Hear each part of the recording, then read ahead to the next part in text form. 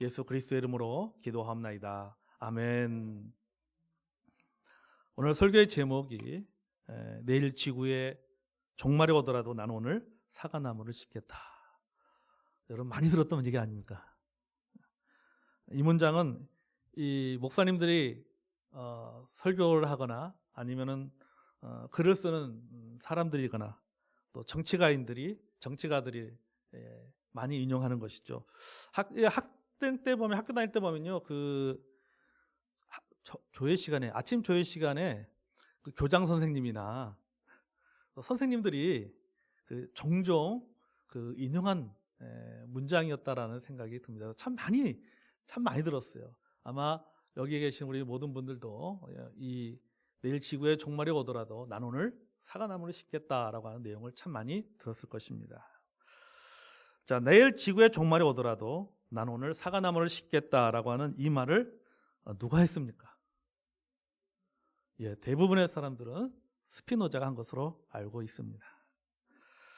17세기 네덜란드의 철학자 스피노자가 한 말이라고 사람들이 그렇게 기억하고 있지만은 여러분 다릅니다. 틀렸습니다. 독일에서는 마틴 루터의 말이라고 알고 있습니다. 마틴 루터가 하숙생활하던 집 앞에 세워진 기념비에 보면 내일 세상이 무너질 것을 알았음에도 나는 오늘 나의 사과나무를 심을 것이다 하면서 옆에 마르틴 루터라고 기록이 되어져 있습니다. 기념비에 그렇게 기록되어 있죠. 그런데 유독 우리나라 국민들이 잘못 알게 된 것은 1962년 4월 5일 조선일보 칼럼에 나무 심기를 강조하면서 비록 내일 세계의 종말이 오더라도 나는 사과나무를 심겠다라는 스피노자인가 누군가가 이 말을 했다라고 하는 이 칼럼의 내용 때문에 마치 여기 칼럼에는 스피노자인가가 또 누군가가 이 말을 했다라고 하는데 이 앞에 스피노자라고 하는 그 이름이 나오다 보니까는 이 말은 스피노자가 한 말이구나라고 사람들은 인식하게 된 것입니다. 1944년에 세계 제2차 대전이 막바지에 이르고 있는 시기였습니다. 그 당시에 2차 세계대전을 일으켰던 독일 국민들은 고통을 겪고 있었습니다. 연합군의 반격과 그리고 폭격으로 인해서 독일의 도시들이 고립이 되어진 상태였습니다. 음식은 다 떨어졌고 사람들은 병으로 죽어가고 있고 또 연합군의 그런 공격과 폭격으로 인해서 많은 사람들이 목숨을 잃어가고 있는 그런 상황이었습니다. 히틀러는 자신이 가지고 있는 이런 정치적인 신념을 신화화시켜서 독일에 있는 모든 교회들을 나치를 지지하는 독일 교회로 만들려고 했습니다. 자, 여기 보면 여러분 그 이미지에 보면은 저 보십시오. 십자가 가운데다가 히틀러의 그 문양, 나치의 문양을 넣는 것을 보입니다. 그래서 히틀러는 이런 자신이 가지고 있는 이런 정치적인 신념을 가지고 독일에 있는 모든 교회들을 그러한 애국하는 교회, 쉽게 말하면 친 나치 교회로 만들려고 했던 것입니다. 이에 이런 것에 대해서 우리가 선한 능력으로라고 하는 곡을 작사한 보네포 목사님을 비롯해서 여러 목사님들과 이 고백 교회들이 히틀러와 나치의 정책에 대해서 반대를 하였습니다. 여기 사진에 보면 나와 있죠. 여러 사람들이 목사님들이 모여서 사진 찍은 것들을 보여줄 겁니다. 그 중에 그런데 이렇게 많은 어려움을 겪게 되었어요. 왜냐하면 이 반대하기 때문에 굉장히 많은 핍박이 있었습니다. 친위대들이 잡아서 투옥을 시키고 체포하고 고문하고 그런 일들이 있었습니다. 그래서 해유하는 것이죠. 폭력과 해유를 통해서 나치에 동조하기를 강하게 요구를 했습니다. 그런데 많은 믿음의 교회들과 이 목사님들은 그것에 대해서 반대를 했습니다. 그 중에 한 사람인 카를로츠 목사는 1944년 10월 5일에 성도들에게 편지를 쓰게 됩니다. 그 성도들에게 위로의 편지를 쓰면서 마지막 문장에 내일 세상이 무너질 것을 알았다고 해도 나는 오늘 나의 사과나무를 심을 것이다 라고 하면서 이것이 루터의 말이라고 전했습니다. 그러면서 독일 성도들에게 용기와 희망을 전했습니다. 우리가 비록 지금은 힘들고 어려운 시기들을 보내고 있지만 우리가 지금 여러 가지 어떤 전쟁으로 인해서 폐해를 경험하고 병들고 굶주린 상황이 있지만은 그리고 또 정부에서는 우리를 친나치주의자로 만들려고 그런 강압하고 있지만은 그럼에도 불구하고 우리는 우리의 믿음을 지켜 나가야 된다라고 하면서 오늘 힘들지만은 우리에게는 내일의 희망이 있다라는 그런 의미를 가지고 편지를 쓰면서 마틴 루터의 말을 인용하게 된 것입니다. 이 편지의 내용이 소개되면서 루터가 이 명언을 했다는 것이 알려졌습니다. 여러분, 제가 이 말을 하는 것은요, 이 말을 한 사람이 누구인가에 대해서 알려주기 위해서가 아닙니다. 역사를 공부하기 위해서가 아니라 이 시대를 향한, 그리고 오늘 향한 하나님의 메시지를 나누기 위해서인 거죠. 이 말을 한 루터가 사역하던 당시의 유럽은 여러분 알다시피 이 전염병인 흑사병, 즉 이 패스트로 인해서 많은 사람들이 죽어가고 있는 상황이었습니다. 역사의 기록에 의할 것 같으면은 이 패스트로 인해서 죽은 그 유럽의 인구 숫자가 약 7,500만에서 2억 명이 목숨을 잃었다고 합니다. 엄청나게 많이 죽은 것이죠. 지금으로 말하면 코로나 바이러스로 이 유럽 전체, 코로나 바이러스처럼 유럽 전체에 패스트가 퍼져 있었던 것이죠.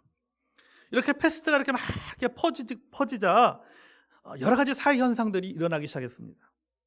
패스트를 피해서 살기 위해서 도망가는 사람들이 있었습니다. 그 지역을 벗어나서 다른 지역으로, 다른 나라로 도망가는 사람들이 있었습니다.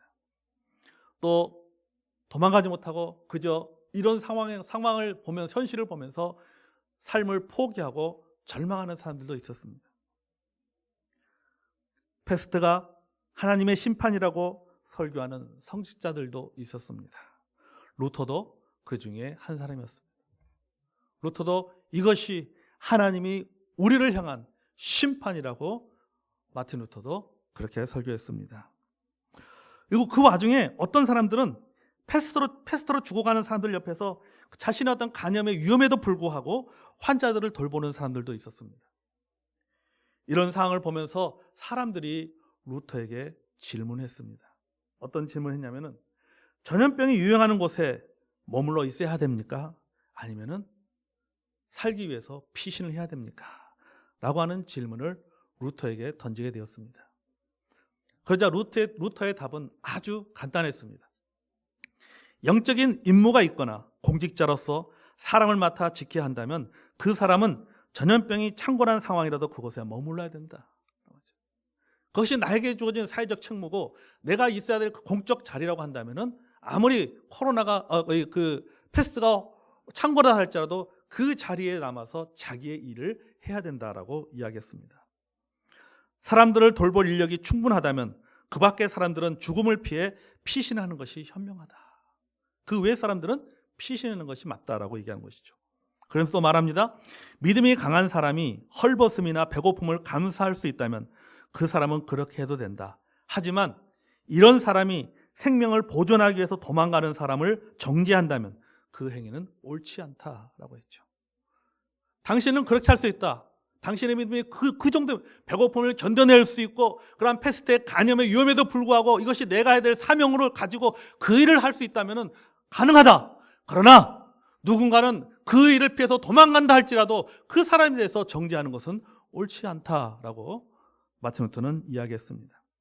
그러면서 세 가지 규칙을 말했습니다. 첫째, 자기 자신의 건강과 생명을 돌봐야 된다. 둘째, 내가 아플 때 도움을 받고 싶으면 너도 아픈 사람을 도와주라는 황금률의 상호성의 원칙을 지켜야 된다. 셋째, 약자를 우선으로 이웃사랑을 실천해야 된다. 이렇게 루터가 이야기했습니다. 실제로 루터는 이 패스트 현장에서 환자들을 돌보는 그런 사람들 향해서 여러분 이웃을 사랑하시고 하나님의 약속을 붙잡고 살아갑시다라고 얘기했습니다. 그리고 또 말하면 우리가 소독약을 만들고 치료약을 만들어야 된다고 강조했습니다. 자신의 주변을 청결히 하고 깨끗해 하고 소독을 해야 됩니다. 이것이 또한 이웃사랑의 하나의 보편적인 이웃사랑의 방법이다라고 루터는 강조를 했습니다. 그러면서 말하기를 이것이 하나님을 올바르게 경외하는 믿음입니다. 이렇게 이야기를 했어요. 그는 패스트라고 하는 무서운 전염병 속에서도 그리고 어쩌면 패스트에 감염되고 죽을 수도 있는 상황 속에서도 오늘 자신이 해야 될 사명, 오늘 자신이 해야 할 일, 오늘 자신이 전해야 될 하나님의 메시지에 순종하였던 것입니다. 루터는 자신이 한 말, 내일 세상이 무너질 것을 알았음에도 나는 오늘 나의 사과나무를 심을 것이다 라고 하는 이 말을 루터는 실천했던 것이죠. 여러분, 하지만 이 루터보다도 더 이 일을 먼저 실천한 사람이 있어요. 오늘 본문에 나오는 예레미야 선지자입니다. 14세기에 루터가 처한 상황이 패스트였다면 기원전 6세기에서 5세기에 활동했던 예레미야에게는 조국 유다의 멸망이었죠. 그리고 하나님의 명령에 불순종한 결과로 겪게 된 고난이었습니다. 예레미야는 조국 유다가 이 바벨론에 의해서 멸망할 것을 예언했다는 이유로 가족과 백성들 그리고 국가에 의해서 체포당했습니다. 그리고 감옥에 수감되었습니다. 예레미야 32장 1절에서 5절 다 같이 한번 읽어볼까요? 예레미야 32장 1절에서 5절. 자, 같이 보세요. 시작. 유다의 시드기야 왕 10째 해 곧 느부갓네살 8째 해 여호와의 말씀이 예레미야에게 임하니라. 그때 바벨론 군대는 예루살렘을 에워쌌고 선지자 예레미야는 유다의 왕의 궁전에 있는 시대들에 갇혀 있으니 이는 그가 예언하기를 여호와의 말씀에 보라 내가 이 성을 바벨론 왕의 손에 넘기리니 그가 차지할 것이며 유다 왕 시드기야는 갈대인의 손에서 벗어나지 못하고 반드시 바벨론 왕의 손에 넘겨진 바 되리니 입이 입을 대하여 말하고 눈이 서로 볼 것이며 그가 시드기야를 바벨론으로 끌어가리니 시드기야는 내가 돌볼 때까지 거기에 있으리라. 여호와께서 이와 같이 말씀하시니라. 너희가 갈대인과 싸울지라도 승리하지 못하리라 하셨다 하였더니 유다 왕 시드기야가 이르되 네가 어찌하여 이같이 예언하였느냐 하고 그를 가두었습니다. 아멘. 자, 예레미야가 이야기합니다. 시드기야 왕과 그 다음에 유다의 백성들에게 이야기하고 있는 것이죠. 우리가 바벨론에 우리 이길 수가 없다라고 얘기합니다. 우리는 바벨론에서 이 나라는 멸망할 수밖에 없습니다. 그리고 왕은 포로로 잡혀갈 것인다라고 이야기를 한 것이죠. 이 말을 한 것 때문에 예레미야는 체포가 된 거예요. 체포가 돼가지고 감옥에 갇히게 된 것입니다. 그런데 하나님께서 이런 상황에 처해 있는 예레미야에게, 지금 감옥에 있는 예레미야에게 이해하기 힘든 말씀을 하십니다. 그게 무슨 얘기냐면은 사촌이 너한테 올 것이다. 너한테 와서 자기 땅을 사라고 할 것이다. 그럼 너는 그 땅을 사라. 이렇게 하나님이 말씀하신 거예요. 지금 감옥에 있는 예레미야를 하나님께서 하나님 위로하거나 어떤 그에게 힘을 주고 격려하는 것이 아니라 예레미야 도저히 이해할 수 없는 말을 하는 것이죠. 사촌이 올 거야. 와가지고 너한테 자기 땅을 사라고 할 거야. 그럼 그 땅 사. 이렇게 말씀하신 거예요. 상식적으로 이해가 되지 않는 말씀입니다. 바벨론에 의해서 나라가 멸망당하는데 포로로 잡혀가는데 땅이 무슨 소용입니까? 나라가 멸망할 판인데 그 땅 가지고 있어서 뭐예요? 그런데 하나님은 뭐라고 말씀하십니까? 땅을 사라고 말씀하십니다. 나라의 멸망을 예언한 사람이 누굽니까? 바로 예레미야가 나라의 멸망을 예언한 사람입니다. 나라의 멸망을 예언한 그 사람에게 하나님께서 말씀하시기를 땅을 사라. 너 조국 땅 멸망당하고 있는 그 땅을 사라고 말씀하고 계신다는 것이죠.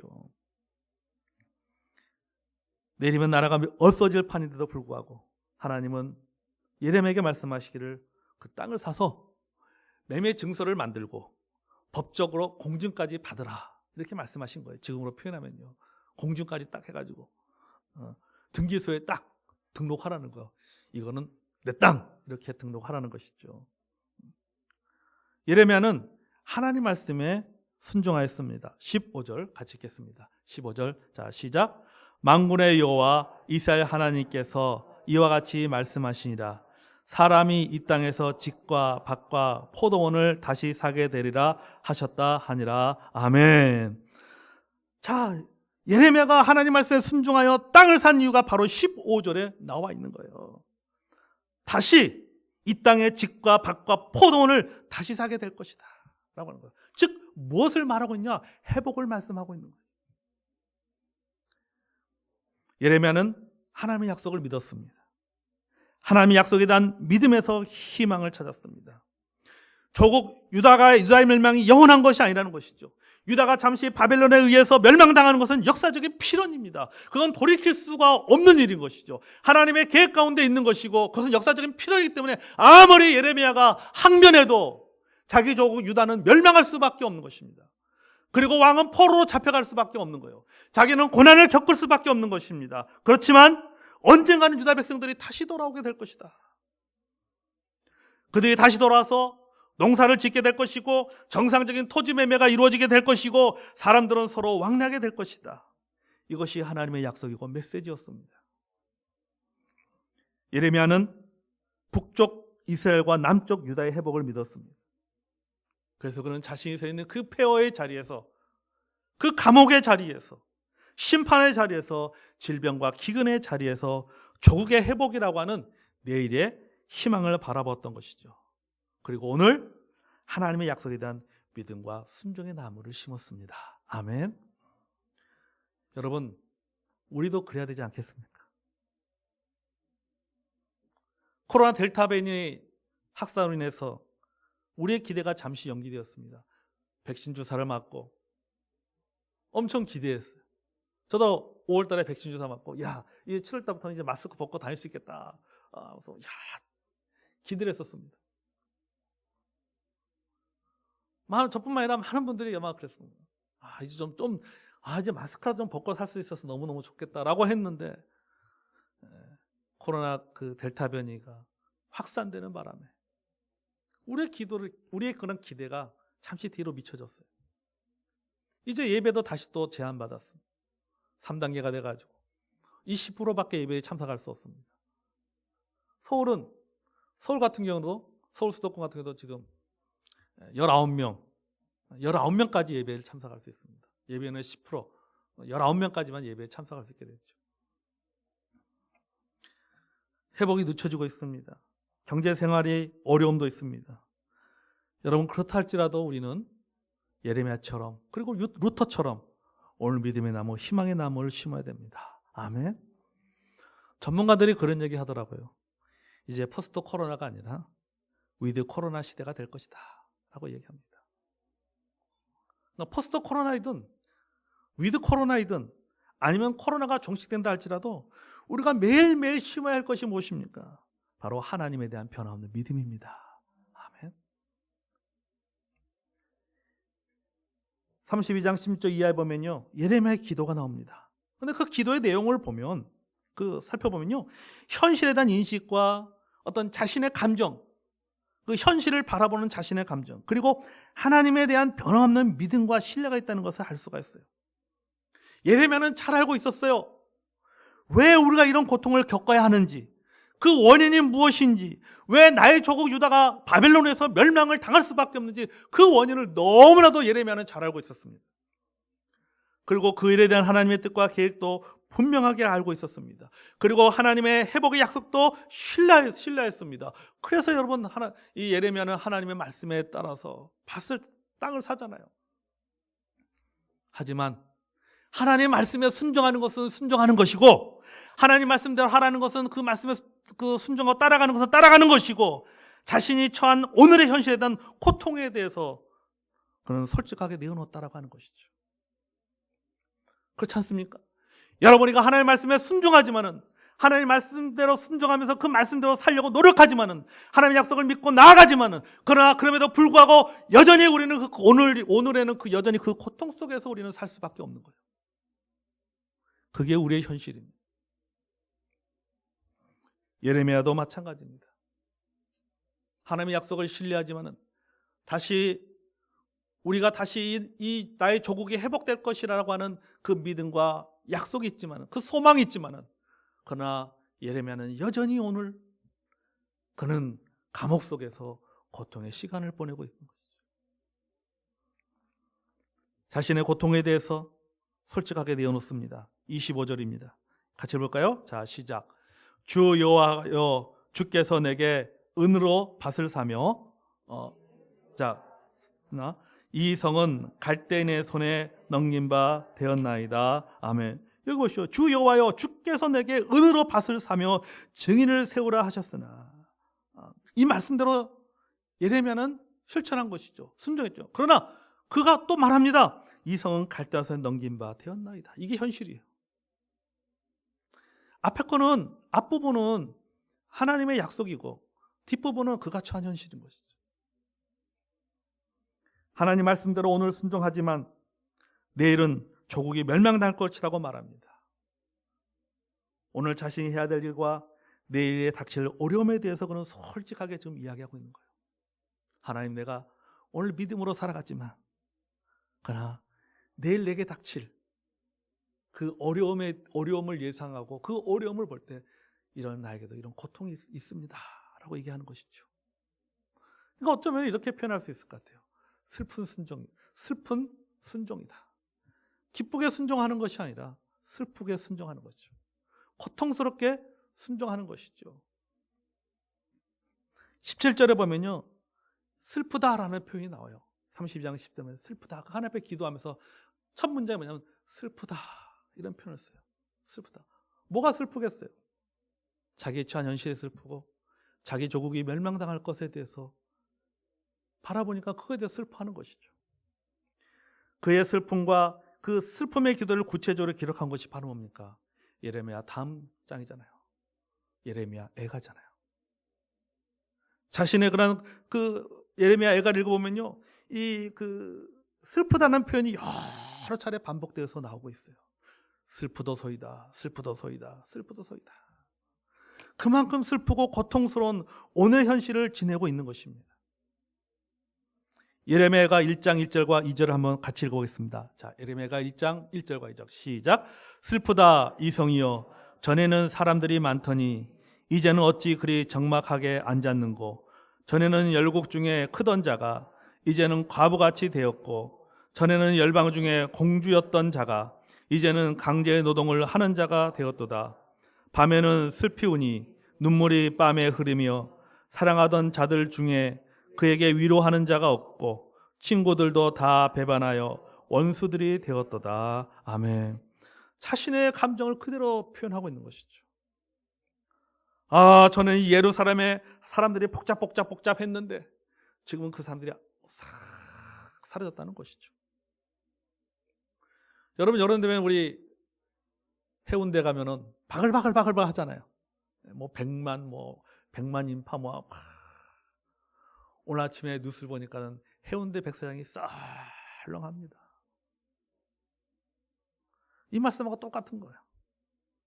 거리를 지나가도 복잡하지 않습니다. 썰렁합니다. 코로나로 인해서 개인 간의 거리두기가 있고 국가 간의 거리두기를 시행하고 있는 오늘의 현실을 그대로 보여주고 있다고 하는 것이죠. 그럼에도 불구하고 예레미야는 끊임없이 하나님을 신뢰합니다.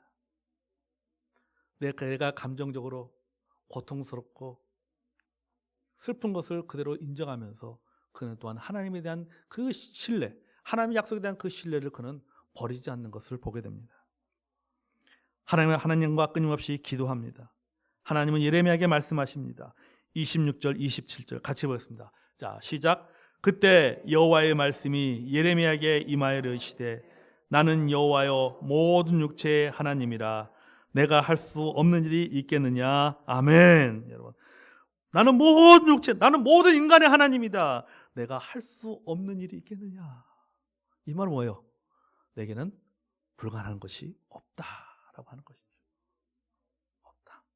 너의 슬픔을 알아. 너의 고통을 알아. 그러나 그럼에도 불구하고 포기하지 마라. 내가 누구냐? 나는 전능하신 하나님이 아니냐. 이런 얘기죠. 이 약속에 대한 생생한 내용을 볼까요? 하나님께서 구체적으로 예레미야에게 어떻게 생생하게 약속해 주셨는가? 33장 10절과 11절입니다. 같이 한번 읽겠습니다. 시작. 여호와께서 이와 같이 33장 33장 10절에서 12절 시작. 여호와께서 이와 같이 말씀하시니라. 너희가 가리켜 말하기를 황폐하여 사람도 없고 짐승도 없다 하던 여기 곧 황폐하여 사람도 없고 주민도 없고 짐승도 없던 유다 성읍들과 예루살렘 거리에서 즐거워하는 소리, 기뻐하는 소리, 신랑의 소리, 신부의 소리와 및 만군의 여호와께 감사하라. 여호와는 선하시니 그 인자하심이 영원하다 하는 소리와 여호와의 성전에 감사제를 드린 자의 소리가 다시 들리리니 이는 내가 이 땅에 포로를 돌려보내어 지난 날처럼 되게 할 것임이라. 여호와의 말씀이니라. 만군의 여호와께서 이와 같이 말씀하시니라. 황폐하여 사람도 없고 짐승도 없던 이곳과 그 모든 성읍에 다시 목자가 살 곳이 있으리니 그의 양떼를 눕게 할 것이라. 아멘. 여러분 저는 이 말씀 가운데요, 제 마음에 딱 다가오는 게 뭐냐면은 지난 날처럼 되게 할 것입니다. 다시 우리의 삶을 하나님께서 어떻게 하실까요? 코로나 이전의 모습으로 돌아가게 하신다라고 하는 거죠.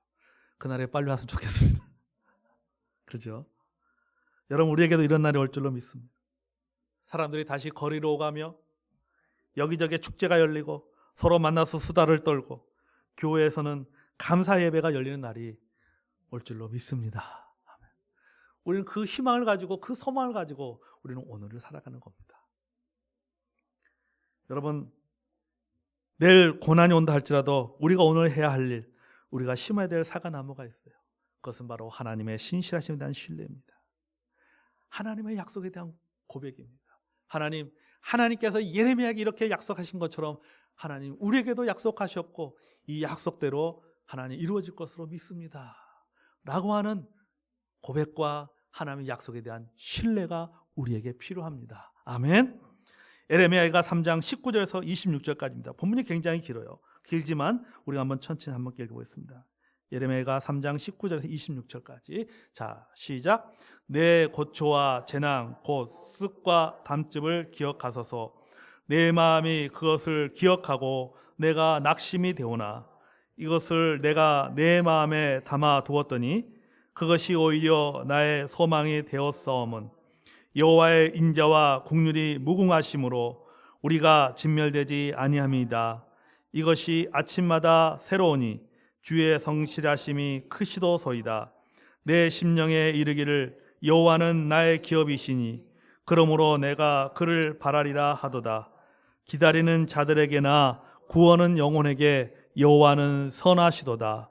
사람이 여호와의 구원을 바라고 잠잠히 기다림이 좋도다. 아멘. 여러분, 힘들어도 지루해도 불편해도 기다려야 됩니다. 아멘. 기다려야 돼요. 저는 이 구절에서요, 여기에서 내 마음속에 두어야 할 이것이 뭐니까? 이것이란 말이야. 이것이 날마다 새로우니 라고 말했잖아요. 이것이 뭐냐면요, 하나님의 인자와 긍휼하심이에요. 이 하나님의 인자하심과 긍휼이 끝까지 함께합니다. 이것이 아침마다 새로우니, 매일매일마다, 오늘마다 하나님의 인자와 긍휼하심이 임합니다. 아멘. 이것이 오늘 우리가 해야 될 고백이고 우리가 심어야 될 희망의 나무예요. 아침마다 일어나서 오늘 하루도 하나님의 인자하심과 하나님의 긍휼하심으로 하나님 오늘 내 삶이 새로워지게 해달라고 늘 기도하고 그렇게 고백하며 살아가는 저와 여러분이 되기를 원합니다. 아멘. 헨리 비처 목사는 이런 말이 있어요. 내일은 2개의 핸들을 가지고 있다. 우리는 불안의 손잡이를 잡을 수도 있고 신앙의 손잡이를 잡을 수도 있다라고 얘기했습니다. 여러분은 어떤 손잡이를 잡고 싶습니까? 불안의 손잡이? 아니면 신앙의 손잡이를 잡고 싶습니까? 여러분, 1세기 그리스도인들은요, 그들은 원형 경기장에서 맹수의 먹이가 되었습니다. 십자가에 거꾸려 매달려 죽었습니다. 로마의 콜로세움 그 경기장에 밤을 밝히는 햇불로 다 죽어갔습니다. 여러분, 로마에 가면 콜로세움 경기장에 가잖아요. 로마에 있는 그 콜로세움 경기장에는 그 경기장이 어마어마합니다. 그 밤에 경기가 열립니다. 그럼 밤이니까 불을 밝혀야 되잖아요. 그 불을 누가 밝힙니까? 그리스도인들의 몸에 기름을 뿌려가지고 거기에 불을 붙이는 거예요. 그게 햇불이에요. 그 빛을 그들의 몸이 타는 거예요. 내일도 누군가는 또 그렇게 죽어가야 했습니다.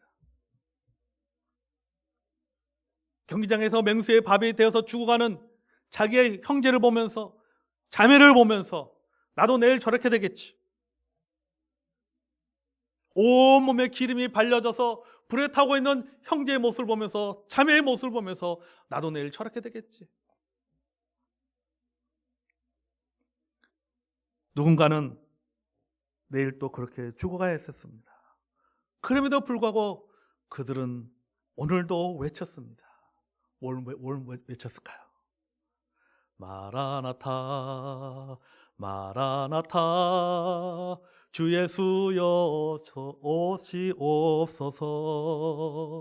마라나타. 그들은 마라나타를 외쳤어요. 주께서 오십니다. 주 예수여 어서 오시옵소서라고 하는 그런 마라나타를 외치면서 그 희망을 가지고 비록 내일은 내가 저 경기장에서 맹수의 밥이 되고 내 몸에 불이 붙지만은 오늘도 여전히 그 주님의 재림에 대한 소망을 가지고 그들은 오늘을 살아갔습니다. 여러분, 우리도 그렇게 살아가야 됩니다. 아멘.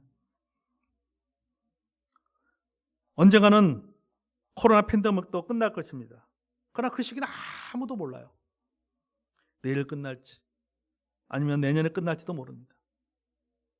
이스라엘에서 그 코로나 백신 약으로 먹는 거 알약을 개발했다고. 그래서 이제 마지막 사람을 대상으로 임상 실험만 남았다고 뉴스도 보았지만은 그것도 언제 끝날지 모르고 언제 개발될지 모르잖아요. 내일 끝날지 아니면 내년에 끝날지 모릅니다. 오늘 우리가 할 일은 예레미야처럼 하나님의 약속을 믿고 신뢰하고 힘을 가지고 오늘을 살아가야 됩니다. 아멘. 그러다 보면 이스라엘의 회복처럼 우리에게도 회복의 날이 올 것으로 믿습니다. 아멘. 이것은 하나님의 약속이에요. 하나님이 변하지 않기 때문에 하나님의 약속도 변하지 않습니다. 아멘. 반드시 이루어진다는 것이죠. 그러므로 여러분, 우리도 이 마르틴 루터처럼 예레미야처럼 내일 지구의 종말이 오더라도 나는 오늘 사과나무를 심는다는 마음으로 그러한 믿음에 기초한 희망을 가지고 오늘도 그리고 이 한 주간도 우리가 감사하는 마음으로, 기대하는 마음으로, 순종하는 마음으로 살아가는 저와 여러분이 되기를 원합니다.